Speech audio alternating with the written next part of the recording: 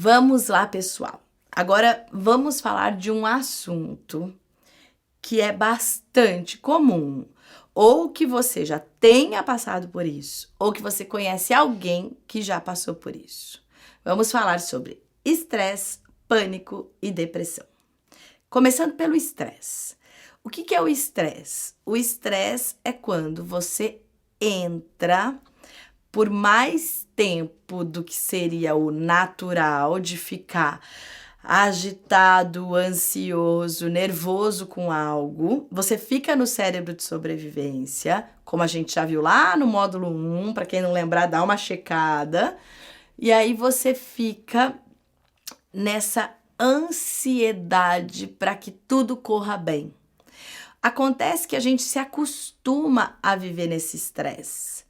O estresse, ele seria sim saudável como algo para te impulsionar, se ele durasse ali um tempo determinado, como quando a gente faz a relação no cérebro de sobrevivência, que é de luta ou fuga, do predador que captura a presa, ali 15 minutos de tensão até o predador ir lá e capturar a presa, pegar para ele. Ok, esse estresse que vai te impulsionar para ter uma ação, para fazer acontecer na sua vida, ele é bem-vindo. Agora, quando você transforma a sua vida num mar de estresse, onde tudo é estressante, isso sim vai tirando a sua saúde, vai te minando, vai te deixando, como a gente já viu, com dores musculares, vai te deixando tenso, vai te deixando querendo saber qual é o próximo passo, vai te deixando querendo saber aquilo que acontece, vai te trazendo uma série de desafios, de situações que não estão bem, que não vão bem e que não te agradam. Então vamos lá. Imagina que você tá ali para uma corrida de 100 metros, que você vai dar um tiro, uma corrida, né? Correr 100 metros, chegar no final, pronto, acabou. E você tá na linha de largada, preparado para essa corrida de 100 metros, esperando o sinal para você sair correndo. Você tá lá, teu coração tá batendo, você tá lá naquela ansiedade positiva e você tá lá esperando o momento de fazer acontecer. E não toca o sinal para você correr. Isso é estresse. Você fica ali, ó, esperando o teu momento, esperando aquilo que vai acontecer, esperando. E aquilo não acontece. O estresse é assim, você tá sempre agitado muito antes daquilo que nem chegou. Então, se colocar no presente, olhar das suas caixinhas de atitude, aquilo que você pode fazer, aquilo que não é problema seu, aquilo que é parte do outro, aquilo que não adianta você se preocupar, porque se você se preocupa, você está se ocupando antes do fato acontecer. Ter a consciência de quando você está demais de agitado e estressado, opa, por que eu tô assim? O que está acontecendo comigo? O que muda se eu ficar assim ou se eu não ficar assim? O que isso vai trazer para minha vida? Além de toxinas pelo meu corpo, porque eu vou ficar nervoso, irritado, agitado, estressado. 80% das doenças, elas são encontradas em pessoas estressadas. O estresse, e a gente está aí colocado, né, à prova do estresse o tempo todo. São notícias ruins, toda mudança, toda a insegurança, mas a vida já é sobre insegurança. Então, se a gente se convidar a passar por tudo isso presente e agindo dentro daquilo que a gente pode, sabe, pode aprender, ótimo! Porque que é a maior insegurança da gente estar aqui percorrendo uma caminhada que a gente não sabe de onde veio e não sabe para onde vai, que a gente pode ter uma vaga ideia ou pode ter a nossa crença que nos coloque uma compreensão. Mas, de fato, nós estamos aqui de passagem. Então, tudo já é instável. Tem aquela frase, né, da equanimidade do budismo, onde tudo é movimento, tudo acontece. E se você se manter bem dentro de todo esse movimento que acontece dentro e fora da gente, você vai passando pelas etapas que a vida te convida a viver. Então, para sair do estresse, gente, é consciência. Consciência, consciência. Opa, peraí, tô demais. Opa, não tô precisando disso, né? Se segurar. Porque assim, ai, opa, não posso me estressar. E puf, implode. Também não adianta. Opa, deixa eu respirar aqui. Puxa o ar, solta. O que tá acontecendo? Como eu posso olhar diferente para isso? Qual é o convite que essa dificuldade está me trazendo? Só por hoje eu quero sofrer muito? Tudo bem. Só por hoje eu preciso me descabelar? Tudo bem. Mas amanhã eu já te convido a acordar diferente para isso. Aliás, sobre acordar, tem uma dica bem legal. Coloque uma música animada de manhã, sabe? Coloque a melhor intenção a hora que você abre os olhos para o seu dia. Uma intenção de amor, de gratidão, daquilo que você quer. Agradeça. E quando você vai dormir, depois que você faz o checklist do seu dia e das suas questões, e que você fica às vezes pensando nessas coisas por hábito, termine sobre o melhor pensamento que você pode ter e agradeça. Feche o seu dia com a melhor intenção e abra seu dia com a melhor intenção e, se possível, coloque uma música bem animada que você goste para despertar o seu corpo para o seu dia. Eu em casa já começo com uma música super animada, já todo mundo já vai acordando, já sabe que é a música de acordar. E também tem a música de dormir, porque assim isso já fica na consciência das nossas células para que aconteça.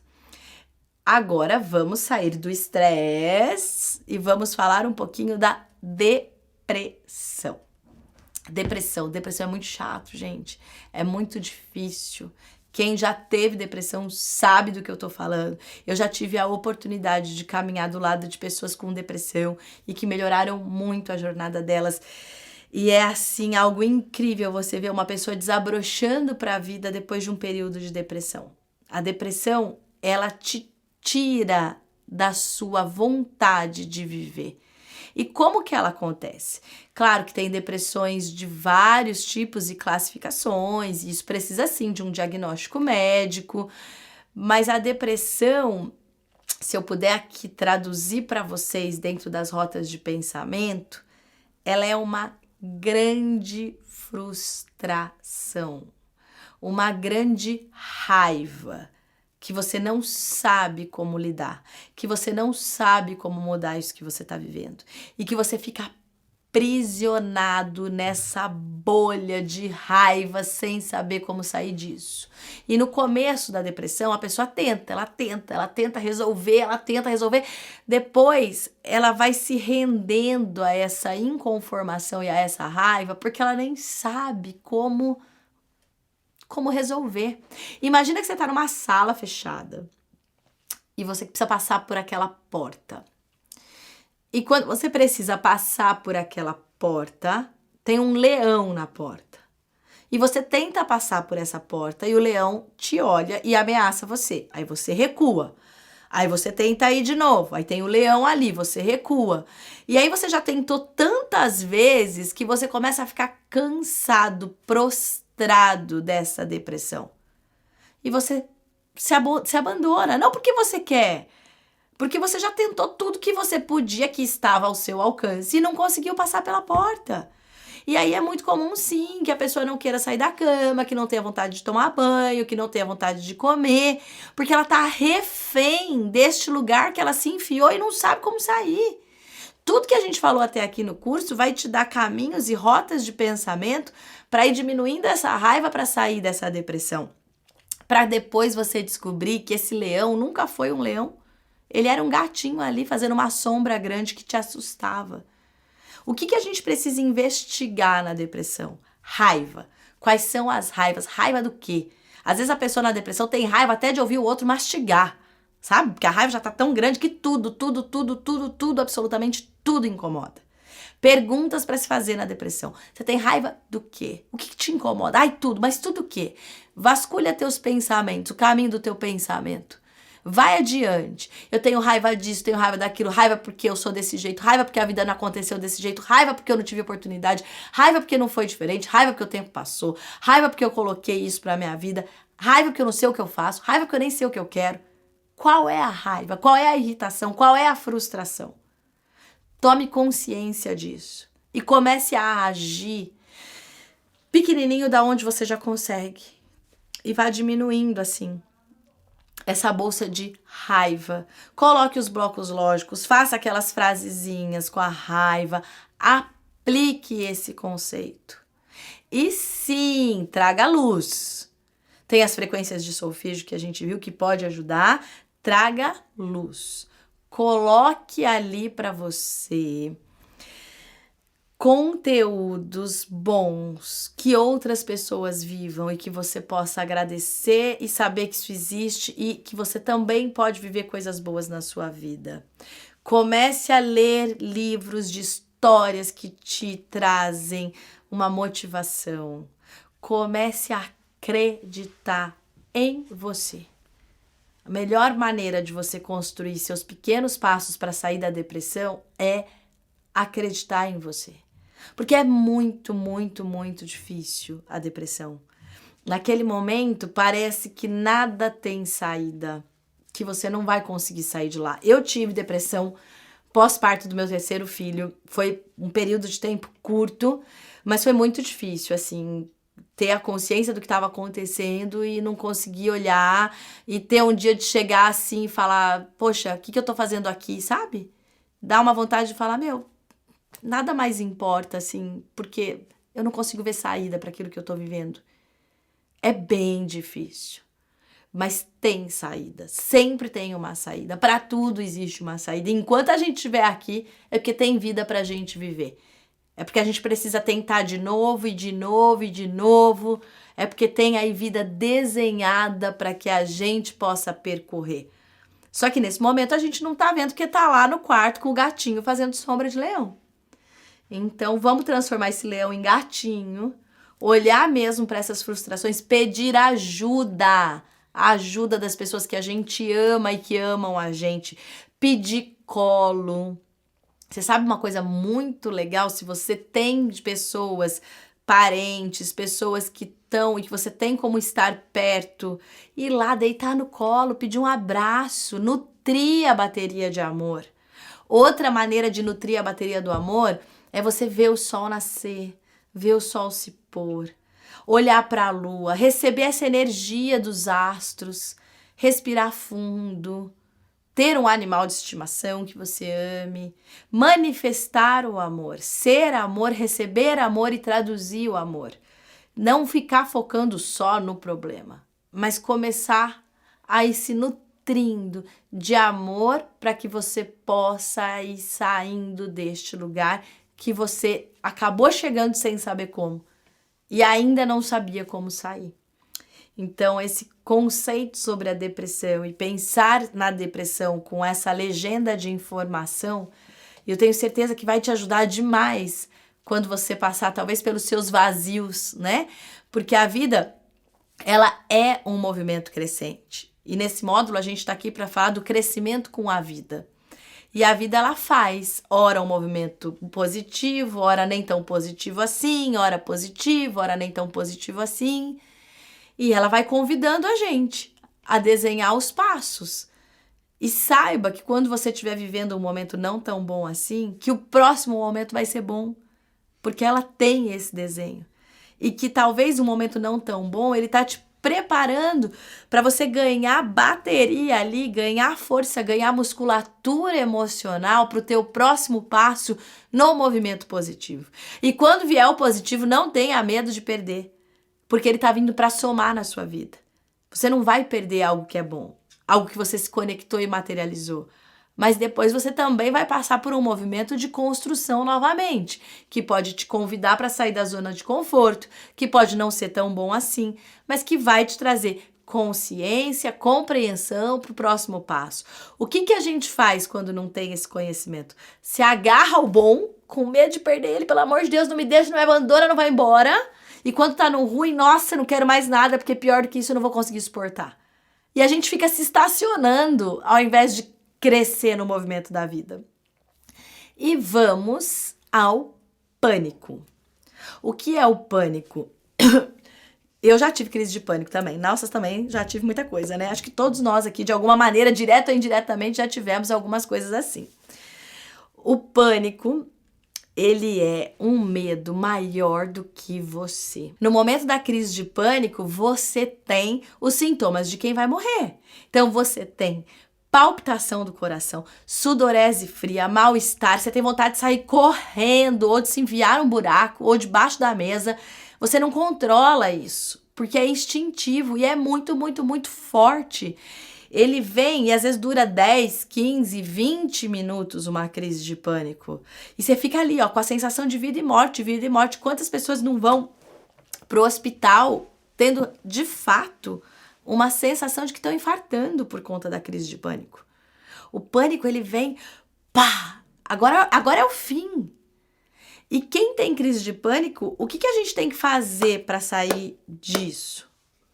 Buscar qual é o medo, qual é o gatilho de medo que te coloca dentro dessa crise de pânico.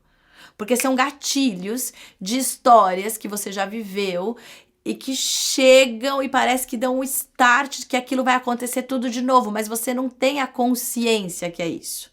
Você tem só um lampejo e dá a crise de pânico. Então começa a investigar o que desencadeou a crise de pânico, qual foi o medo que deu, o que chegou para mim. O que está acontecendo? Como que isso está vindo?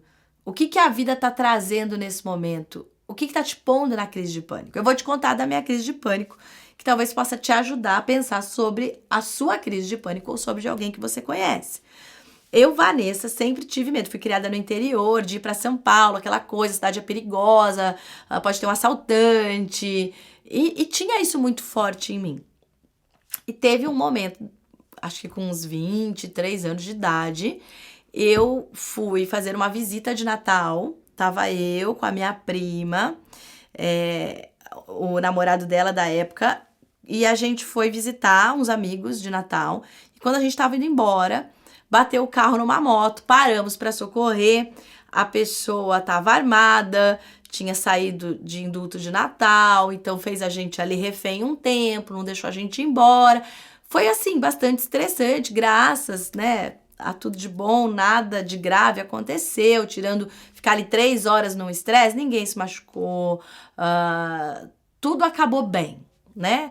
Depois ele deixou a gente ir embora, a gente foi embora e ok, acabou essa história ali, tirando aquela tensão, porque ele queria dinheiro para consertar a moto, a gente não tinha dinheiro, não tinha como sacar aquela hora, ele ficou com uma câmera de foto, se eu não me engano, e a gente pôde ir embora. Eu já tinha medo da cidade de São Paulo, na época. E depois desse evento, eu fiquei com muito mais medo. E aí eu comecei a ter pânico. Quando eu recebi o convite de ter um consultório em São Paulo, eu só ia pra lá com um motorista dirigindo pra mim e pra me sentir segura que nada de mal ia me acontecer. E eu não saía assim do meu quarteirão, eu não saía, eu atravessava a rua pra ir no restaurante e voltava. Eu tinha medo de tudo o tempo todo. Até que teve um dia que eu fui sozinha dirigindo, eu tava com a agenda cheia. E esse rapaz que dirigia pra mim na época não podia ir naquele dia, teve um contratempo. Eu falei, eu preciso encarar isso, eu vou. Fui dirigindo de dia, ótimo. Já sabia o caminho. À noite, quando eu saí do meu consultório, como que aconteceu naquele evento que a gente bateu o carro, foi à noite já foi o primeiro gatilho.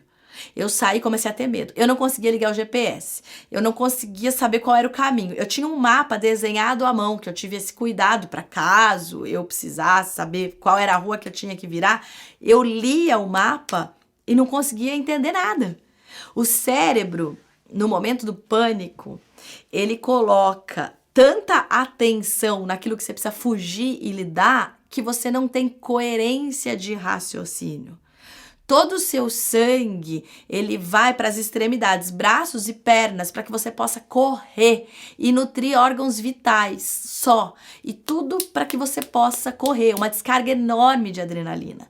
E aí eu saí e não conseguia achar o caminho para ir embora. Eu estava perto para pegar o acesso, para pegar a estrada. E aí eu lembro que eu parei para pedir informação num posto de gasolina e tive medo. E veio uma pessoa me dar informação, só que na minha mente parecia uma pessoa aterrorizadora que podia me fazer mal. A mente da gente, na hora do pânico, ela vai transformando tudo como muito perigoso. E aí o rapaz me deu a informação e eu ficava assim pra ele, eu não entendi. E aí ele repetia a informação. Agora você pega aqui, vai ali, vira ali. Eu falava, eu não entendi. Eu não conseguia pensar na hora. Aí ele falou de novo mais bravo, assim, até eu no lugar dele, porque eu acho que já era a quinta vez que eu falava que eu não entendia uma coisa tão óbvia, que eu saí de lá porque eu fiquei com medo dele. Aliás, eu já tava com medo desde a hora que eu parei, eu só fiquei com mais medo. Falei, nossa, como é que eu vou sair daqui? E passavam pensamentos na minha cabeça naquela hora, do tipo, nossa, se eu bater meu carro num poste, ninguém vai me assaltar, vai vir um resgate, me tira daqui e eu saio ilesa. Gente, passa pensamentos na hora do pânico os mais absurdos possíveis, porque o medo extremo de uma crise grande de ansiedade ou de uma crise de pânico, ele não te deixa raciocinar. Eu sei que eu fui, e de repente, a hora que eu vi, já tinha caído na marginal, já tava pegando acesso para a estrada, meu corpo tremia da descarga de adrenalina, mas depois eu fiquei muito feliz de ter conseguido passar por isso. E aí eu fui conseguindo e trabalhando esse medo em mim e diminuindo esse medo. E hoje eu falo para vocês que eu me desloco com a maior facilidade em São Paulo para todos os lados, a hora que for, a pé, de carro. Fico muito tranquila, ando pela rua sem ficar tensa. Lógico, você tá numa cidade grande, você tem que ter pequenos cuidados como qualquer cidade grande. Mas fiquei muito em paz com tudo isso. É possível, sim. Só que a gente tem que encontrar quais são os gatilhos. Então, eu tinha alguns gatilhos. Noite, o que estava acontecendo comigo, barulho de moto. Tinha alguns gatilhos que podiam me levar a isso, né? Dentro de uma crise de pânico, busque quais são os medos.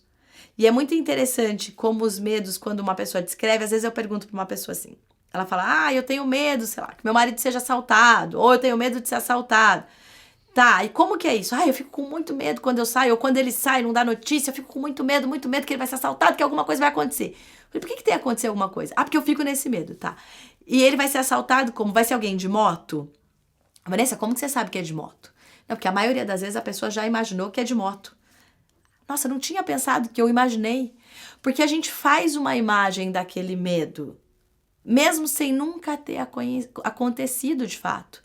Você tem uma tela pro medo, que pode nunca ser real. Mas que cada vez que você tem medo, você vai lá naquela imagem conhecida do medo e olha para ela como se ela fosse real. E se assusta. E talvez você nunca nem vá passar por isso. Então, começar a imaginar e olhar o que tem nessa tela, desenhar o que tem nessa tela, entrar em contato com esse medo. Porque ele é só ou uma memória projetada ou uma imagem projetada de algo que te assusta. De uma história que você viu, que você escutou, que você viveu, que você passou. Não é real. Não está acontecendo agora. São gatilhos de sobrevivência que o nosso corpo usa para nos proteger. Como para o cérebro, no tempo presente, tudo aquilo que você pensa é como se estivesse acontecendo de fato, ele entende que aquele medo nada mais é do que uma realidade. E ele começa a trazer para o teu corpo mecanismos de proteção desse medo. Então vamos gentilmente desconstruindo os nossos medos para que a gente possa abrir espaço dentro da gente. Cada vez que você tira um medo grande de dentro de você, você abre espaço para a vida te convidar a viver no presente. Você abre espaço para a vida acontecer para você no presente. Outra coisa legal, quando você conseguir ir encarando seus medos, lógico, não tô aqui para falar, gente, façam as coisas que te deem medo para vocês verem que isso não é tão assustador. Ganhe musculatura emocional para que você possa ir fazendo pequenas coisas e desfazendo desses medos dentro de você. Eu tenho um curso que acontece uma vez por ano, que chama Viagem Quântica. Esse ano está na 3ª edição deste curso. E esse curso Viagem Quântica, eu levo pessoas para uma viagem para fora do país, em lugares de alta frequência de história, energia, conexão, para estudar física quântica na teoria e na prática do processo. Esse ano passado eu levei um grupo para o Peru. E no Peru tem aquelas montanhas assim, que você passa com o carro assim, a van, para levar você para um passeio, cabe só as rodas da van na montanha. E aí é o penhasco. E eu tenho medo de altura, hoje menos, muito menos. E eu lá, firme. A vida cuida da vida, a vida tudo bem, o motorista sabe fazer isso, ele faz isso todos os dias, várias vezes por dia. Não sou eu que tenho que temer isso aqui, vou confiar. E confesso que eu fiquei morrendo de medo, claro. Com muito medo mesmo, mas eu lá, né, com o grupo, à frente do grupo, com as pessoas, com os alunos, ia ficar eu lá, gente, tô morrendo de medo. Eu até falei, gente, tô com um pouco de medo. Mas fiquei lá na confiança do processo. E foi libertador. Aquele passeio não fazia parte do curso, era um passeio turístico, assim, extra curso. E foi libertador ter me permitido ir. Foi libertador ter me autorizado a ir. Porque a hora que passei por aquilo, nossa, fiquei tão feliz de ter enfrentado um medo e ter tirado esse medo de dentro de mim. E ter aberto espaço dentro de mim. E confiar que tá tudo bem. Que não é porque eu tenho medo de altura que a altura vai me fazer mal. Claro, eu tenho que respeitar meus limites, meu limite do meu corpo, o limite do que eu me autorizo, mas que eu posso sim ir me esvaziando desses medos para abrir espaço para boas coisas na minha vida. Então fica meu convite para você que tem uma crise alta de ansiedade, ou que já teve pânico, ou tem pânico, ou que tem medos, que você possa ir convidando os seus medos a te deixar a partir de agora.